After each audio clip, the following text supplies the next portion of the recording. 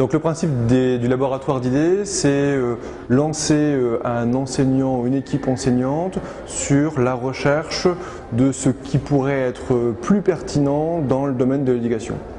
Donc plusieurs domaines qui ont été couverts ici au colloque de Biarritz. Et donc pour ma part, je reçois ce soir le trophée d'innovation pédagogique pour un ENT. Un ENT, c'est un environnement numérique de travail.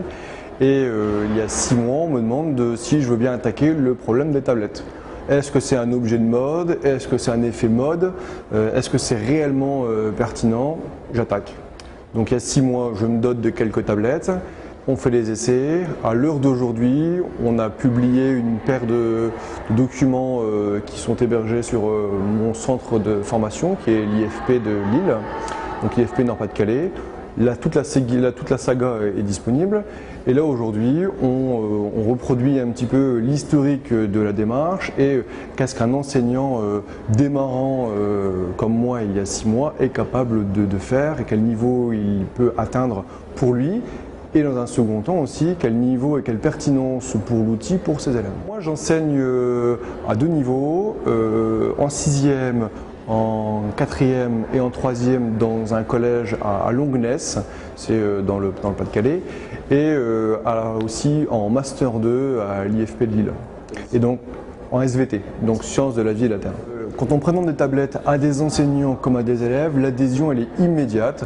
C'est sympa, c'est rigolo, ça attire du monde, mais immédiatement derrière c'est mais où est mon Word classique, où est mon Excel traditionnel, etc. Et il faut remontrer, enfin il faut encore une fois démontrer, plutôt que remontrer, démontrer que tout est toujours disponible, tout ce que j'avais déjà fait avant, je peux toujours l'utiliser, sauf que la présentation est un petit peu différente, mais l'outil est toujours aussi pertinent qu'avant. Sur un seul document, montrer qu'on peut mettre à la fois du texte, de la vidéo, de l'audio, du dessin, combien d'entre nous savent le faire sur un seul et unique document? La tablette sait le faire, j'appuie, ça démarre immédiatement, les explications sont très simples, au contraire sont très épurées, l'élève se concentre sur ce qu'il a à faire et pas sur comment il va le faire. Voilà un petit peu le principe et là où on en est actuellement en termes de réflexion.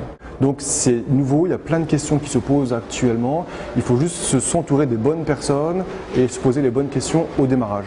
Et donc le colloque aujourd'hui est là essentiellement pour ça, pas forcément pour apporter toutes les réponses à toutes les questions, mais pour se poser les bonnes questions.